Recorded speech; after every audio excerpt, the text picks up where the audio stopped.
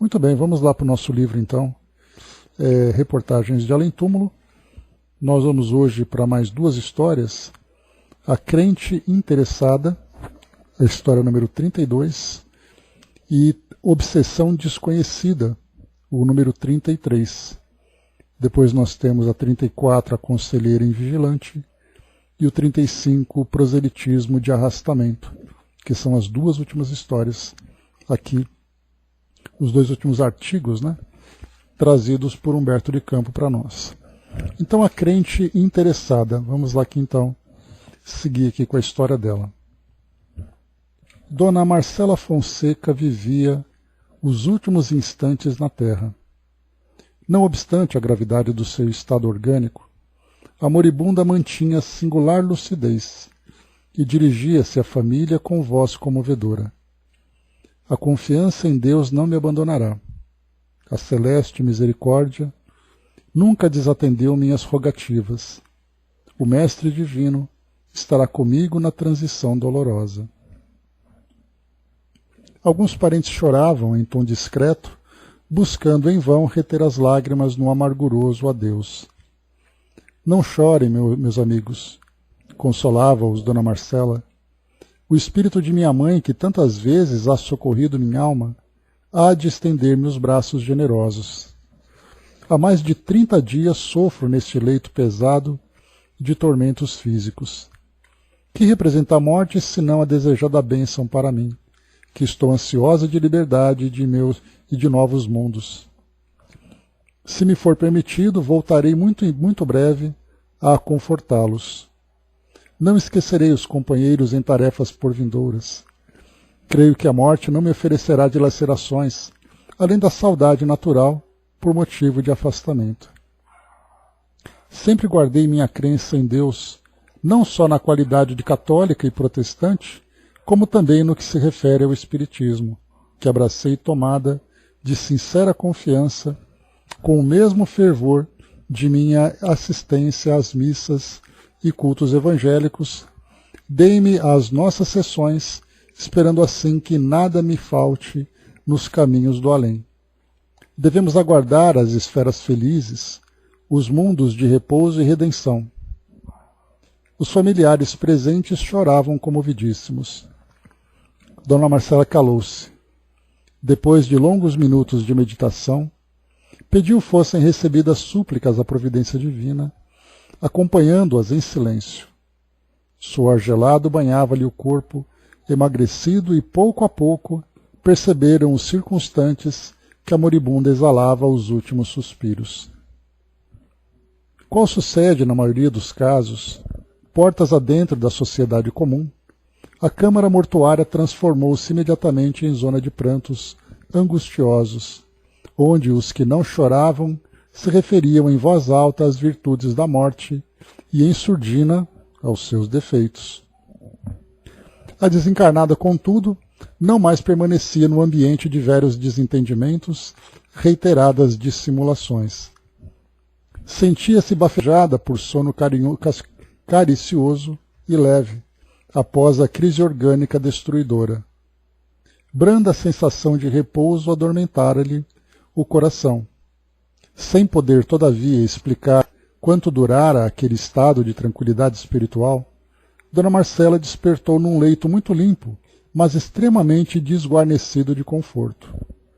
A seu lado, uma velhinha carinhosa abraçava-a, chorando de júbilo, a exclamar: "Até que enfim, querida filha! Marcela, minha adorada Marcela, que saudades do teu convívio!" A filha correspondeu às manifestações afetivas, porém, depois de fixar detidamente a paisagem nova, não disfarçou o desapontamento que lhe dominava o espírito voluntarioso. Já não era a mesma criatura que revelava tamanha humildade na agonia corporal. Estava agora sem o influxo das dores. Experimentava plena liberdade para respirar e mover-se. Não mais o suor incômodo, nem a martirizante dispneia a lhe torturar o organismo. Não mais a agonizante vencida, mas a Dona Marcela da estrada comum, atrabiliária, exigente, insatisfeita. embora o impulso natural de prosseguir beijando a carinhosa mãezinha, não sopitou o orgulho ferido e perguntou: Mamãe, explique-me, por que permanece nesses trajes? Que significa essa choupana sem conforto? Que região de vida é esta onde a vejo tão fortemente desamparada? Será crível que seja este o seu lugar? Não foi uma crente sincera no curso das experiências terrestres? A velhinha, com o olhar sereno, de quem não mais teme a verdade, acentuou resignada: Estamos no mundo de nossas próprias criações mentais, minha filha. Segundo nossas reminiscências, fui católica fundamente arraigada aos meus velhos princípios. Contudo, não podes negar minha antiga preocupação de descansar nos esforços alheios. Recordas como torturava os servidores de nossa casa? Lembras minha tirania no lar, nos serviços de teu pai, nos atos da igreja? Quando acordei aqui, meus sofrimentos foram ilimitados, pois minhas criações individuais eram péssimas. As feras da inquietação, do remorso, do egoísmo, observavam-me de todos os lados. Foi quando então roguei a Deus me permitisse destruir os trabalhos imperfeitos para reconstruir conscientemente de novo. E aqui me tens, tudo pobre, humilde, desvalioso, mas para mim que já desacertei demasiadamente, ferindo o próximo e desprezando as coisas sagradas, esta choupana paupérrima é a bênção do Pai no recomeço de santas experiências. A recém-desencarnada contemplou a escassez dos objetos de serviço, fixou a miserabilidade das peças expostas, arregalou os olhos e exclamou: Meu Deus, quantas situações estranhas! Mamãe sempre a julguei nas esferas felizes. Esses planos começam em nós mesmos, retrucou a genitora, com a tranquilidade da experiência vivida. Recordando as inúmeras manifestações religiosas a que emprestara ao concurso de sua presença, a senhora Fonseca redarguiu: Não me conformo com a miséria a que a senhora parece andar presentemente habituada. E o meu lugar próprio? Visitei milhares de vezes os templos da fé no mundo. É possível que esteja esquecida de nossos guias e benfeitores? Onde estão Bernardino e Conrado, os nossos amorosos diretores espirituais de nossas reuniões? Preciso interpelá-los relativamente à minha situação. A velhinha bondosa sorriu e informou: Ambos prosseguem na abençoada faina de orientar, distribuindo benefícios, mas as reuniões continuam na esfera do globo e nós nos achamos em círculo diferente. Que seria dos trabalhos terrestres, minha filha, se os servos de Deus abandonassem suas tarefas apenas porque uma de nós fosse chamada a nova expressão da vida? Marcela entendeu o profundo alcance daquelas palavras e observou: Qualquer outra autoridade espiritual pode servir-me. Necessito receber elucidações diretas a respeito de minha atual posição. A velhinha carinhosa fixou na filha o olhar afetuoso e compadecido, explicando-lhe prudentemente: Poderei conduzir-te à presença do generoso diretor da nossa casa, da nossa comunidade espiritual. Da bondade dele recebi permissão para buscar-te no mundo. Creio, pois, que a sabedoria de nosso benfeitor será bastante aos esclarecimentos desejáveis. Com efeito, na primeira oportunidade, foi Marcela conduzida por sua mãe à presença do venerável amigo. Recebeu-as o sábio com espontâneo carinho, o que a senhora Fonseca interpretou como subalternidade. Sentindo-se livre de manifestar as mais acerbas reclamações, a lhe explodirem da alma revoltada, após minuciosa e irritante exposição, concluía lamentando: Como sabeis, minha crença foi invariável e sincera. Na Igreja Católica, no templo evangélico, como no grupo espiritual, fui assídua nas manifestações de fé e nunca olvidei a devoção. Não me conformo, portanto, com este abandono a que me sinto votada. O orientador solícito que ouvira pacientemente a relação verbal da interlocutora acentuou a esta altura. Não se encontra, porém, desamparada. Autorizei sua mãe a buscá-la nas zonas inferiores com o máximo de carinho. Mas a própria situação de minha genitora, a meu ver, merece reparos especiais, reclamou a senhora Fonseca intempestivamente. Sorriu o bondoso mentor a verificar-lhe o nervosismo e explicou em seguida. Já sei. Sente-se ferida no amor à personalidade. Entretanto, talvez esteja enganada. E, chamando um auxiliar, recomendou. Traga as anotações de Marcela Fonseca. Daí a instantes o portador reaparecia, sobraçando um livro de proporções enormes. Curiosa e inquieta, a visitante leu o título Pensamentos, Palavras e Obras de Marcela Fonseca. Quem escreveu esse volume? Perguntou aterrada. Não sabe que este livro é de sua autoria? Perguntou o mentor tranquilamente. É um trabalho de substância mental, que sua alma grafou cada dia e cada noite da existência terrena, pensando, falando e agindo. A interessada não sabia disfarçar a surpresa, mas o orientador, abrindo as páginas, acrescentou. Não posso ler todo o livro em sua companhia. Vejamos, porém, o resumo de suas atividades religiosas. Fixando a mão em determinada folha, o sábio esclareceu. Conforme se vê, assistiu no mundo a 6.605 missas, a 2.500 cerimônias do culto protestante e a 7.012 sessões espiritistas. No entanto, é curioso notar que seu coração nunca foi a esses lugares para agradecer a Deus ou desenvolver serviços de iluminação interior, ou fora do seu círculo individual. Seu único objetivo foi sempre pedir ou reiterar solicitações, esquecendo que o Pai colocara inúmeras possibilidades e tesouros no seu caminho.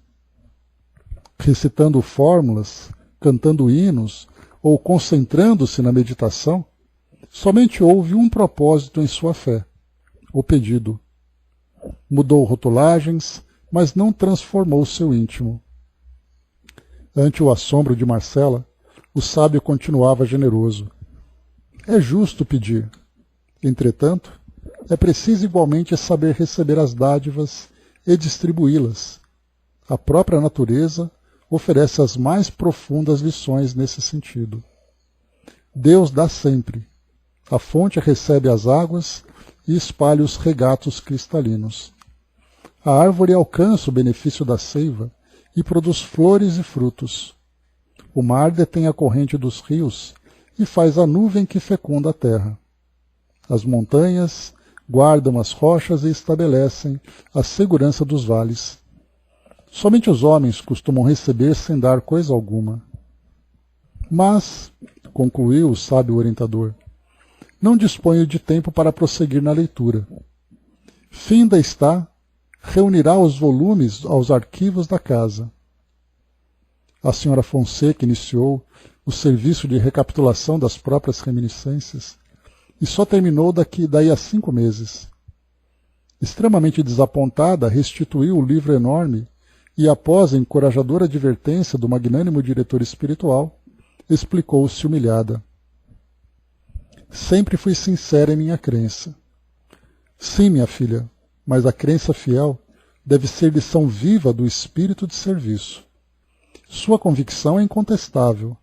Sua ficha, contudo, é a dos crentes interessados. Com enorme tristeza a lhe transparecer dos olhos, a recém-desencarnada começou a chorar. O generoso mentor abraçou-a e disse paternalmente, renove suas esperanças. Seu pesar não é único.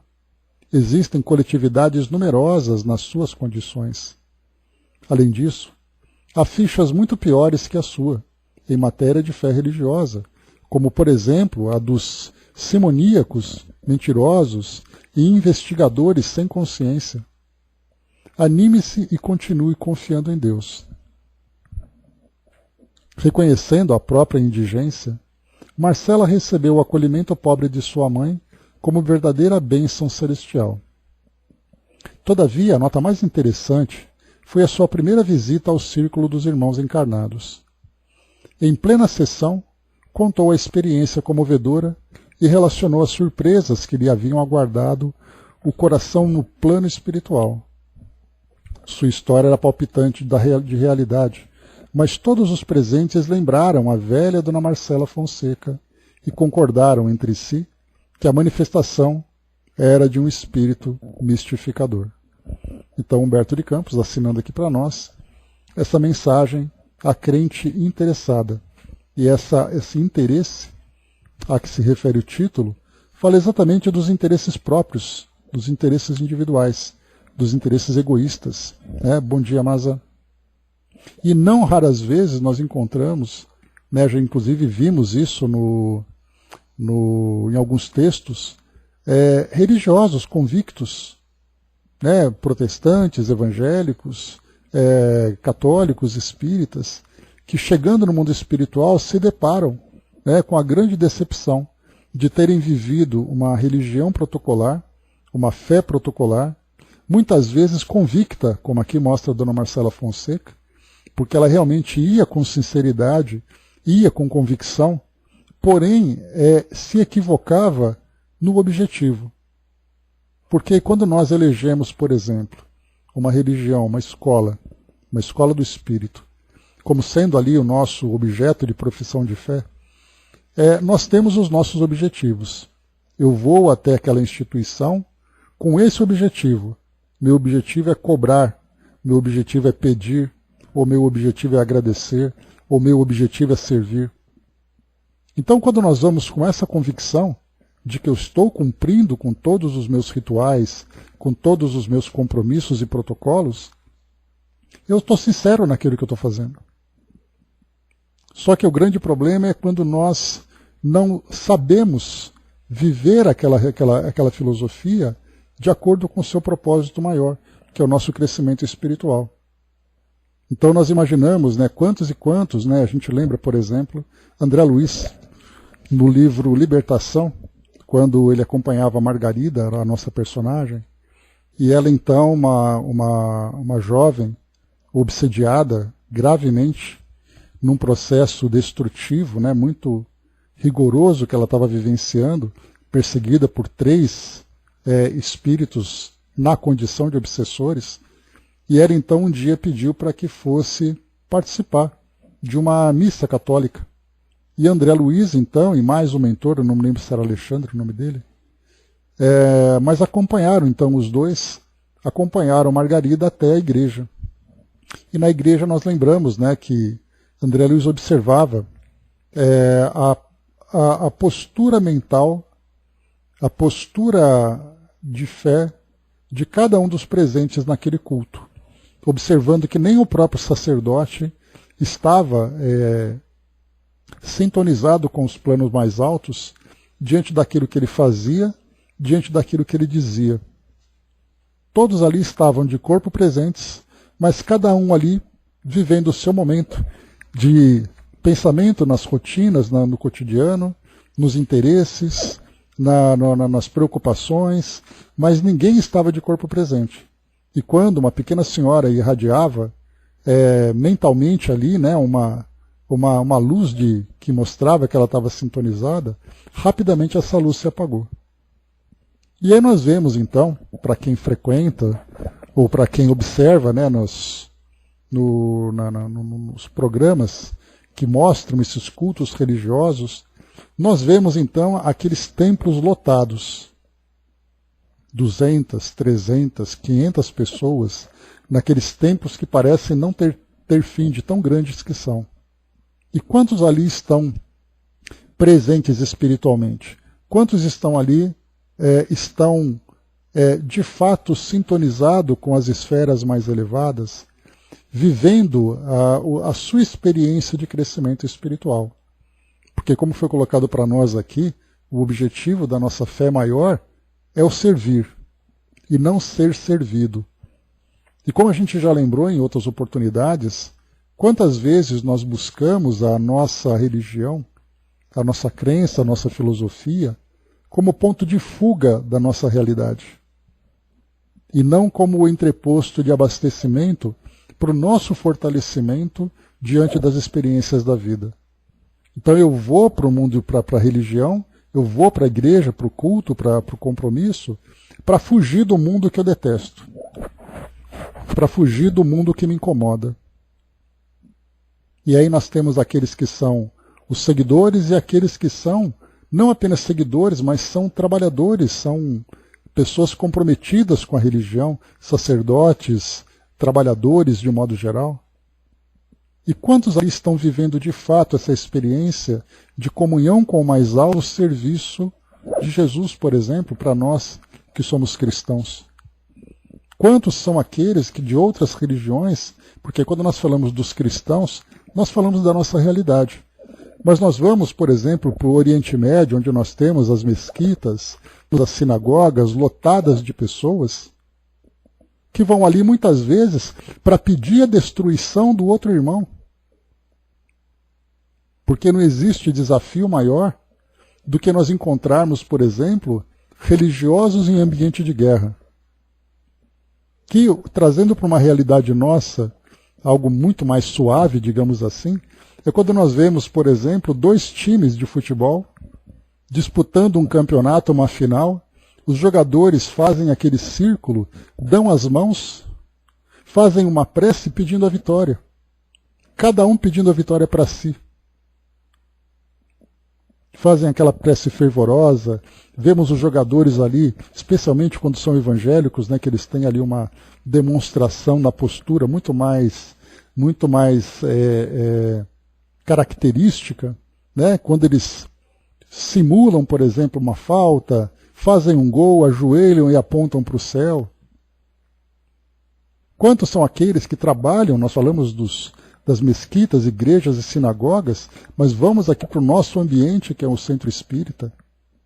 Pegamos aqueles centros espíritas que são bastante conhecidos, né, que têm grandes estruturas, e vemos aqueles salões lotados durante as palestras, aquelas filas imensas, né, no momento do passe, e as pessoas estão ali apenas para se beneficiarem. Né? Esse que é o detalhe, Angelina, é o gostar. Muita gente vai porque gosta, mas como eu comentei com vocês, nós temos uma dificuldade muito grande de entender qual é exatamente o objetivo da fé que nós abraçamos. Porque na teoria todos nós temos esse entendimento de que nós estamos para crescer e o crescimento vem através do serviço. Então nós vamos até o centro espírita, nós aprendemos ali com os ensinamentos, nos oferecemos por voluntariado para fazermos ali as nossas mais variadas tarefas e, sinceramente, nós somos espíritas convictos. Só que, não raras vezes, tudo isso que nós fazemos acaba sendo uma moeda de troca. Olha, eu estou presente lá, como viu aqui na dona Marcela. Deixa eu pegar aqui naquela citação que contou ali as horas de culto dela, né? Deixa eu pegar aqui. Tá aqui, ó. Conforme se vê, assistiu no mundo a 6.705 missas, 2.500 cerimônias do culto protestante e 7.012 sessões espiritistas. Até aí tudo bem. Aí a gente pega no Evangelho segundo o Espiritismo, que fala sobre a caridade. E a gente lembra que a caridade muitas vezes ela é feita como moeda de troca. Por exemplo, olha, eu fiz a caridade, então não esquece de mim, tá? Poxa vida, mas eu fiquei durante anos prestando serviço no centro espírita e agora quando eu mais preciso não tem ninguém perto de mim? Ou então assim, olha, eu vou fazer isso daqui porque vai que dá alguma coisa errada, então eu estou me garantindo. Então assim, a caridade, a fé, são ainda valores que nós estamos aprendendo a conhecer. E às vezes nós erramos na vivência dessa experiência, não por intenção, mas por falta de maturidade. Aqui no caso nós vimos Dona Marcela que contava ali horas e horas e horas, milhares de participações, mas ela vivia aquela experiência de fé de um modo equivocado. porque ela pensava apenas no seu próprio interesse, que é aquilo que nós pensamos, eu estou indo para a igreja para ser salvo. Eu estou indo para o centro espírita para garantir um quartinho para mim em nosso lar. Eu não estou indo para o centro espírita para me oferecer ao serviço, para vivenciar a experiência do amor ao próximo, por exemplo, que é uma das máximas que nós vivenciamos dentro da doutrina espírita, que nós vivenciamos dentro dos ensinamentos de Jesus. E às vezes nós queremos acertar, só que nós não sabemos como fazer. É igual o caso da felicidade, né? Todo mundo quer ser feliz, mas o fato de nós não conhecermos ainda a felicidade, nós tentamos viver ali os prazeres do mundo, em nome dessa suposta felicidade. Como é que você pode trabalhar na direção da felicidade se nós não sabemos exatamente o que é ser feliz?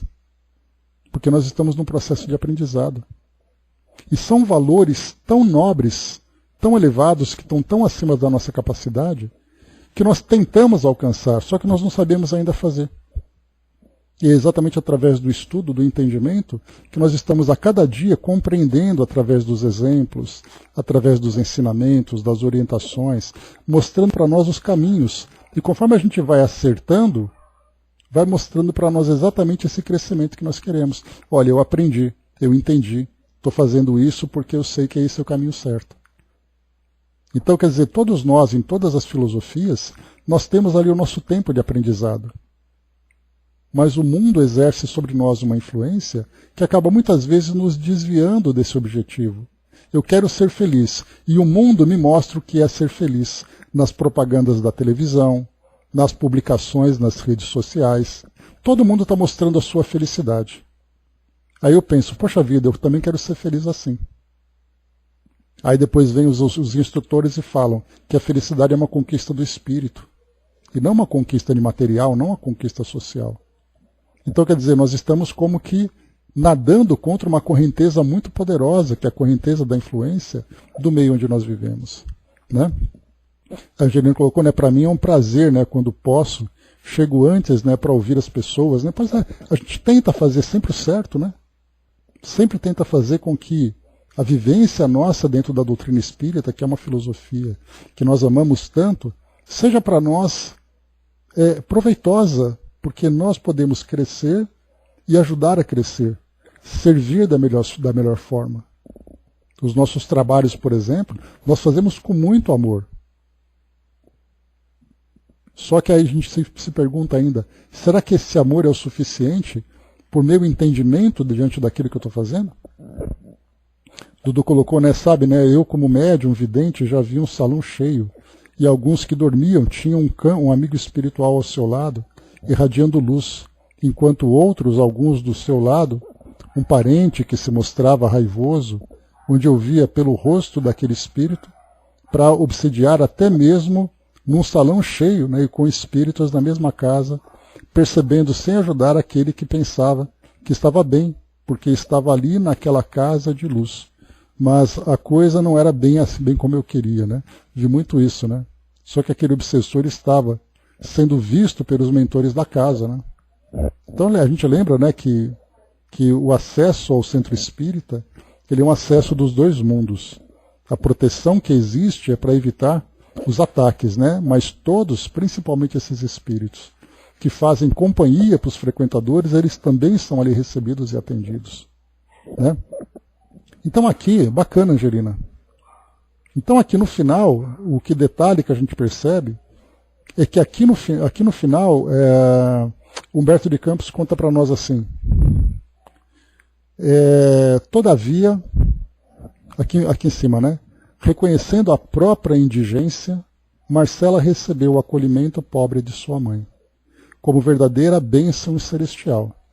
Todavia, a nota mais interessante, olha só, foi a sua primeira visita ao Círculo dos Irmãos Encarnados. Em plena sessão, contou a experiência comovedora e relacionou as surpresas que lhe haviam aguardado o coração no plano espiritual.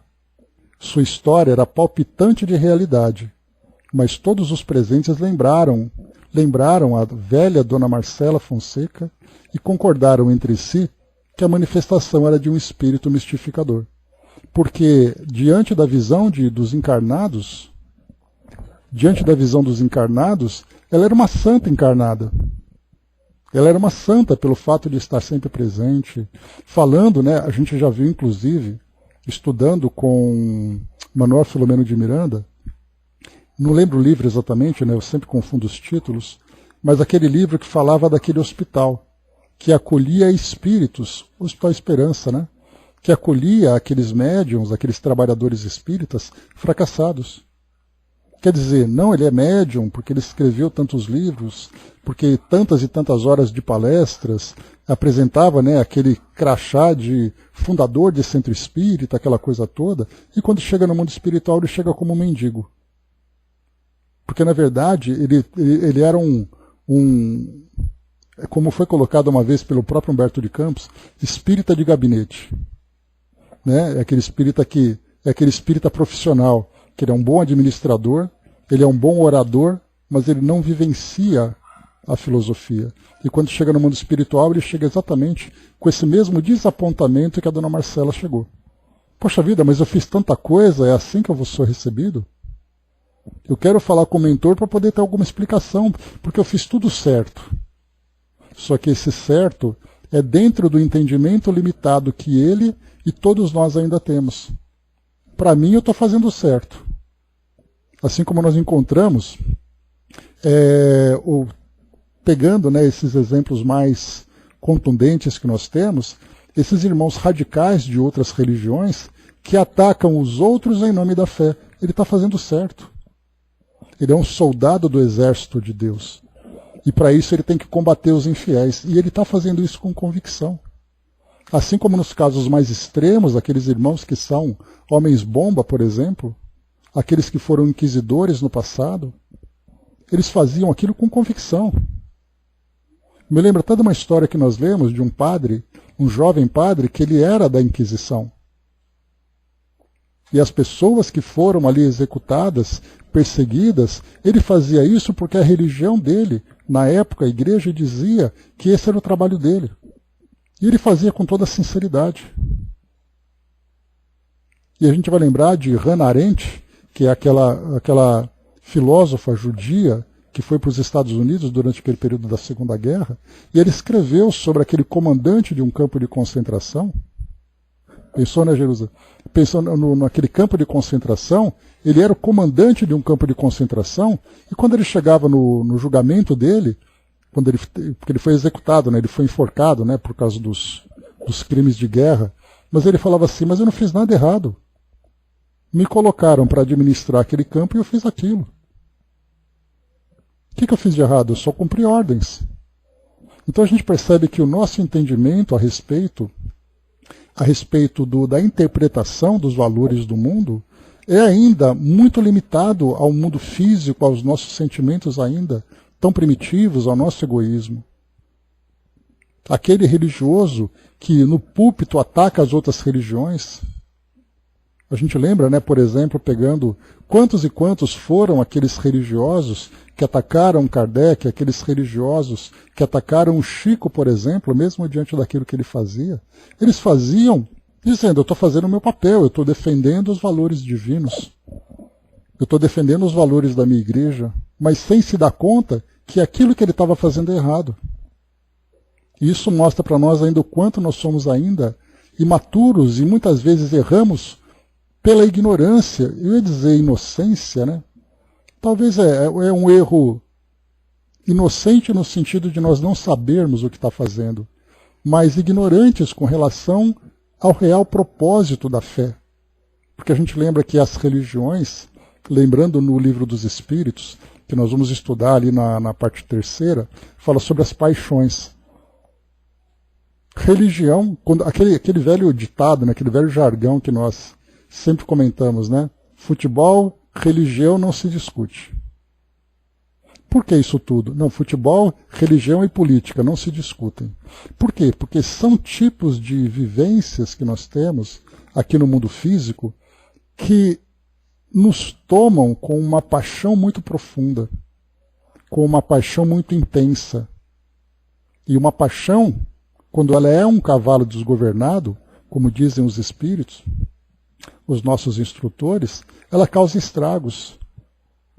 Não temos jogadores de futebol que matam e morrem por causa da camisa do time, por causa de uma bandeira, por causa de pessoas correndo atrás de uma bolinha e chutando. Não temos pessoas que se matam por causa de opiniões e ideologias, como nós temos visto, infelizmente, no nosso mundo hoje. Não temos pessoas que se matam em nome de Deus. E isso acontece durante uma grande parte da história da humanidade. Irmãos que falam de um Deus maior, de um Deus criador, e matam o outro em nome desse Deus.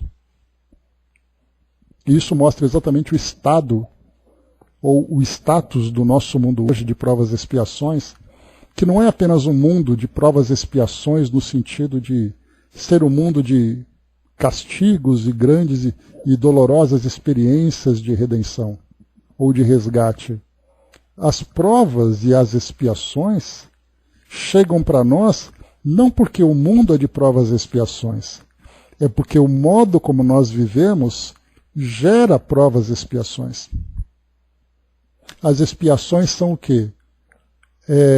Experiências dolorosas relacionadas com escolhas que nós fizemos, escolhas equivocadas que nós fizemos anteriormente. E se nós não tivéssemos feito essas escolhas equivocadas? Não teria expiação. Então, quando nós colocamos provas e expiações, nós temos que pensar em qual é o nosso grau de entendimento, qual é o nosso grau de desenvolvimento de valores que o nosso mundo ainda que nós temos aqui no nosso mundo. No dia em que nós amadurecemos e começarmos a tomarmos decisões diferentes, alinhadas, né? Pois é, tudo isso, né, que nós vamos observando aqui no nosso mundo. Quando nós começarmos a mudar o nosso entendimento sobre o propósito da nossa existência e a forma correta de viver esses valores, a gente nunca está satisfeito ainda, né? A gente está sempre buscando algo porque a nossa vida é uma vida ainda baseada muito nas sensações. Pois é. E olha que a gente está bem já, viu, Jerusa? Já demos uma boa caminhada com esse pequeno entendimento que nós temos. Quer dizer, nós temos o entendimento, mas falta ainda a força para viver esses ensinamentos, porque viver esses valores tão elevados que essa filosofia, eu falo não da filosofia espírita apenas, mas do cristianismo, da filosofia cristã, exigem de nós um esforço muito grande de sacrifícios.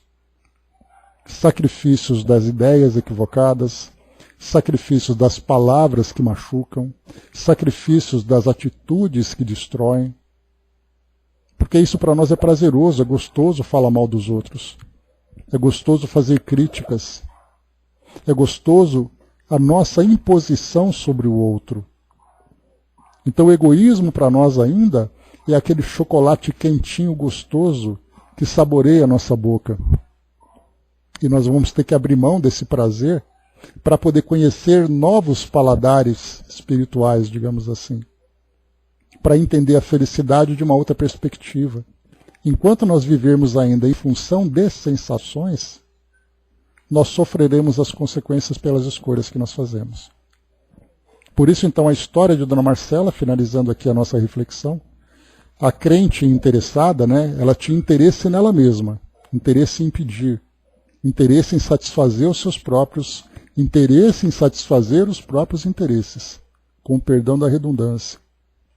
E quando chegou no mundo espiritual, não adiantou o currículo de religiosa que ela tinha. O livro da consciência era muito mais concreto e muito mais verdadeiro do que a aparência que ela mostrava. Tanto que no final, os companheiros ali que a receberam ali na reunião mediúnica, ouvindo a história dela, falou, não pode ser ela. Imagina, ela era uma santa. Ela trabalhava no centro espírita, ela não fazia outra coisa a não ser frequentar, ela tinha um bom conhecimento disso, conhecimento daquilo. Como pode um espírito como esse, um espírito tão iluminado como esse, sofrer tanto no mundo espiritual? As aparências enganam, né? Então, no mundo espiritual, quando nós estamos ali despidos da nossa personalidade terrena, o que sobra somos nós cruamente expostos. E como nós vivemos no mundo espiritual, de acordo com a sintonia que nós estabelecemos por aquilo que nós somos de fato, eu não posso mascarar aquilo que eu sou. É a história que nós falamos sobre se o pensamento tivesse cheiros. Eu não tenho como mascarar o cheiro daquilo que eu penso. Eu não tenho como mascarar a energia, a irradiação que eu transmito aí em torno de mim. Então, meus amigos, essa história de Dona Marcela é uma história bem interessante. Confesso que eu achei que a gente ia passar rapidamente por ela, porque ela não teria muita coisa para acrescentar, mas a gente viu como isso é importante, né? Sim, é a nossa realidade, né? Só que aqui, né, Angelina, a gente tem o corpo físico, a gente tem a posição social, a gente tem a roupa chique, a gente tem o perfume, a maquiagem, né, que acabam mascarando quem nós somos de fato, né? Mas no mundo espiritual nós somos o que somos. O currículo está vazio, né? Quando chega a sua vida, estará à mostra no plano espiritual. Né? Então a gente tem que trabalhar muito ainda para colocar algumas poucas linhas valiosas ou valorosas na nossa história. Então vamos lá. Próximo item, 33, obsessão desconhecida. Vamos aqui agilizar para a gente poder chegar aqui no final. Vamos lá. Obsessão desconhecida. Os pais de Isolina Faria aproximaram-se do grupo espiritista, ansiosos de curar a filha. Desde muito vivia a jovem sob o império de singulares manifestações. Olhos cerrados a denunciar profunda insensibilidade na expressão fisionômica, gestos rudes, Isolina contorcia-se estranhamente e dava guarida a uma entidade ignorante e sofredora que a tornava possessa. O espírito perturbado, que parecia ter-se-lhe agarrado, prorrompia então em blasfêmias, lágrimas, soluços. Lastimava-se, praguejava, acusando pessoas e envenenando circunstâncias à maneira de louco que força alguma conseguia deter. Esgotados os recursos comuns, a família deliberou apelar para o espiritismo antes de qualquer providência para interná-la no manicômio. Vizinhos e amigos não poupavam definições. Aquilo deveria ser obsessão cruel. Tanta gente não se havia curado em trabalhos da consoladora doutrina dos espíritos? Por que não tentar as melhoras de Isolina mediante esses recursos? Quando o chefe da casa se inclinou à decisão, o generoso Nolasco Borges, velho conhecido de infância, prontificou-se aos serviços iniciais. Sossegue, meu amigo, esclareceu ao companheiro inquieto. Em nossas reuniões a doente encontrará as melhoras precisas. Hoje mesmo começaremos os trabalhos de doutrinação da infeliz e, a breve tempo, Isolina será restituída à saúde e à alegria a que a sua mocidade tem direito. De fato, na noite imediata, a pequena caravana, Nolasco à frente, penetrava o modesto salão dos Pachecos, onde se efetuavam sessões íntimas. O velho Araújo, doutrinador carinhoso e esclarecido, organizou a reduzida assembleia, cônscio da responsabilidade que lhe cabia. Logo após a oração de abertura, a moça doente caía em contorções estranhas. Palidíssima, boca espumejante, gritava dolorosamente reproduzindo emoções da entidade desconhecida. Ó, meu irmão, exortava Araújo bondosamente, por que violentas desta maneira uma pobre criança necessitada de equilíbrio para atender aos próprios deveres? Por quem és, meu amigo? Esquece o mal e ouve a lição de Jesus. Estamos aqui votados à prática do bem. Somos imperfeitos, inferiores. Tateamos nas sombras da ignorância e não te desejamos impor ensinamentos. Sabemos que a obra de redenção final pertence ao Mestre Divino. Entretanto, creio que podemos advertir teu coração, pois aqueles que caíram como nós outros neste mundo estão habituados a comentar os próprios males e evitar que outros incidam nos nossos erros. Por vezes poderá parecer que somos excessivamente ousados, tentando estabelecer normas aos que vivem na esfera indevassável aos nossos olhos. Contudo, esse esforço obedece ao amor fraternal que Jesus abençoa. Volta, amigo, abandona a tarefa ingrata de subjugação dessa jovem, que deve enriquecer-se com experiências da vida terrestre. Solicitamos tua boa vontade por amor a Deus. A voz do generoso doutrinador sofria ligeiro estacato. Araújo, emotivo e bondoso, enxugava os olhos úmidos, enquanto a reduzida assembleia permanecia sob enorme impressão. O espírito ignorante demonstrava aflição. A palavra do doutrinador tocara-o profundamente, mas, como se estivesse preso a inflexíveis algemas, soluçava mais fortemente e bradava: ai de mim!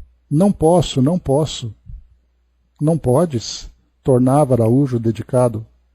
Quando temos vontade, Jesus nos confere o poder. Anima-te.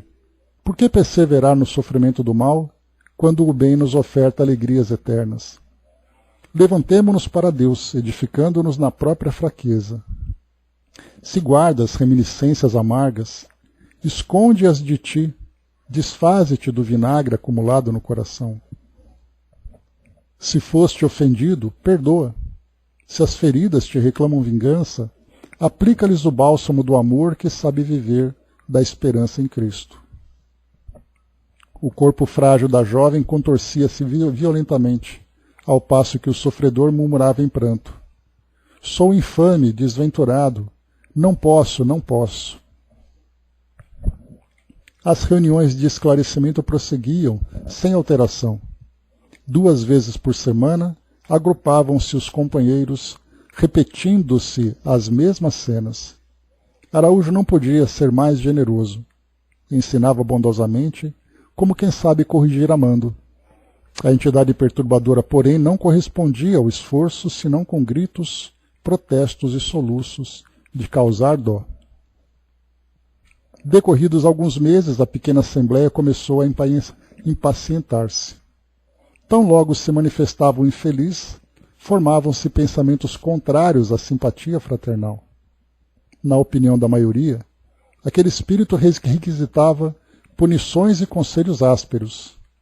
Isolina era tida como uma vítima infortunada nas mãos do audacioso algoz da esfera invisível. Admirava-se a paciência do dedicado orientador das sessões, que punha em jogo todos os recursos afetivos. Nolasco, porém, a certa altura da tarefa, não se conteve e, depois de tumultuosa reunião, interpelou Araújo amigavelmente. Não julga você necessário e conveniente punir esse perseguidor implacável? Creio tratar-se de perverso bandido das trevas. O velho doutrinador percebeu as dúvidas que pairavam no ambiente geral e acrescentou: há muito venho lidando por compreender que cada coisa permanece no lugar que lhe é próprio. Em nossa apreciação fragmentária, o perturbador de Isolina é um espírito diabólico. Entretanto, é imprescindível não esquecer que as nossas definições são incompletas. Há 8 meses trabalhamos para levantar as energias sem resultados satisfatórios. À primeira vista, estamos fracassados no serviço de socorro espiritual. Mas como firmar nosso ponto de vista nesse sentido, se desconhecemos as causas profundas? Nolasco e os demais companheiros respeitam-lhe o parecer, mantendo-se em silêncio expressivo. Esgotadas nossas possibilidades de compreensão, prosseguiu o amorável velhinho, não será justo apelar para o plano superior? Nós que desejamos socorrer, precisamos igualmente ser socorridos. Peçamos a Melânio, amoroso guia de nossos trabalhos, que se pronuncie. É possível que a sua bondade fraterna nos conceda a chave do enigma. Ninguém discordou da criteriosa sugestão. Na noite seguinte, a reunião em casa dos Pacheco foi mais íntima. Acorreu Melânio gentilmente e, depois de recomendar a cessação temporária dos trabalhos de doutrinação, prometeu chamar o obsessor a esclarecimentos. Examinaria o caso com atenção, a fim de tentar providências justas. Em seguida voltaria a notificar os irmãos relativamente às tarefas que se impunham. Dias decorreram antes que o emissário regressasse com as instruções espirituais. Após 3 semanas de expectativa, em sessão comum do agrupamento, eis que Melânio se manifesta e, depois das carinhosas saudações usuais, discorre bondosamente com surpresa geral. Quanto ao caso da irmã Isolina Faria, devo esclarecer preliminarmente que os aprendizes da Terra conhecem a obsessão somente em sentido unilateral. O infeliz perturbador, que atende pelo nome de Juliano Portela, em sua última existência terrena, não foi encontrado facilmente. Precisei reunir-me a companheiros da espiritualidade a fim de chamá-lo a explicações diretas. Tendes nas vossas sessões a presença do enfermo encarnado, ao passo que nas nossas examinamos os doentes invisíveis a vós outros. Entreguei-me à solução do assunto com a maior boa vontade. Entretanto, o perturbador de Isolina queixa-se amargamente do assédio que experimenta na esfera em que se encontra. Declara-se perseguido, atormentado por ela. Não tem paz, nem rumo certo. A mente da jovem, com o seu grande poder magnético, requisita-o em toda parte. O pobrezinho não consegue progredir nem furtar-se ao ambiente de inquietação a que ela o sujeita. Se ao vosso olhar permanece a nossa amiga assediada, à nossa vista surge o infortunado Juliano em terrível desespero do coração, como quem se sente prisioneiro de garras inflexíveis. Diante do que observamos, o verdadeiro obsessor é a médium obstinada. A vigorosa potencialidade magnética de Isolina é a gaiola, e Juliano o pássaro cativo. É preciso restabelecer o equilíbrio da verdadeira situação. Tanto existem perseguidores na esfera invisível, quanto nos círculos de vossa atividade comum. Aclarai o próprio espírito, amigos meus. Expusemos a sombra de nossa região interior. Desencarnados e encarnados, não significamos 2 grandes raças diferentes e irreconciliáveis. Todos somos semelhantes na vida eterna, com as mesmas possibilidades, deveres e obrigações. Nos dramas pungentes dos obsediados, lembrai que, se na justiça humana não ocorrem processos absolutamente iguais nos detalhes, no resgate divino cada situação apresenta característicos diferentes. Guardai o brilho do cristal e refletirei a luz da sua pureza. Retende o mel do bem e as abelhas da sabedoria cercavos-ão as pétalas interiores. Melânio calara-se enquanto a assembleia chorava comovida. O bondoso Araújo agradeceu com lágrimas de alegria. Obrigado, meu irmão. O mensageiro orou ainda emocionalmente e declarou ao despedir-se. Em vista do que observamos, queridos companheiros, não bastará espantar as moscas do mal. É indispensável, antes de tudo, curar as feridas da imperfeição. Então, aqui, para a gente finalizar, nesse trecho final, nós temos aqui o caso, que, como nós já comentamos em outras passagens, daquelas situações em que nós vemos apenas uma situação pontual, que é a obsessão. Mas, como ele colocou, o mentor aqui colocou, a história desses espíritos vem do passado. E no presente, Isolina, que é a obsediada, é, na verdade, a perseguidora daquele espírito que no mundo espiritual fica preso pela sua força magnética. É aquele espírito frustrado, aquele espírito apegado ainda aos sentimentos do passado, que mesmo encarnado continua perseguindo aqueles que foram os seus companheiros de jornada, companheiros felizes ou infelizes. Então, quando nós estudamos a obsessão, nós procuramos fazer todos os cruzamentos, né, entre o desencarnado que persegue o encarnado, um desencarnado que persegue outro desencarnado, o encarnado que persegue um desencarnado e o encarnado que persegue outro encarnado. Então nós temos ali cruzamentos múltiplos nesse processo de perseguição. E aqui, como foi colocado para nós, muitas vezes nós fazemos uma separação das dimensões. Aquilo que é do plano espiritual é do plano espiritual e aquilo que é do plano físico é do plano físico.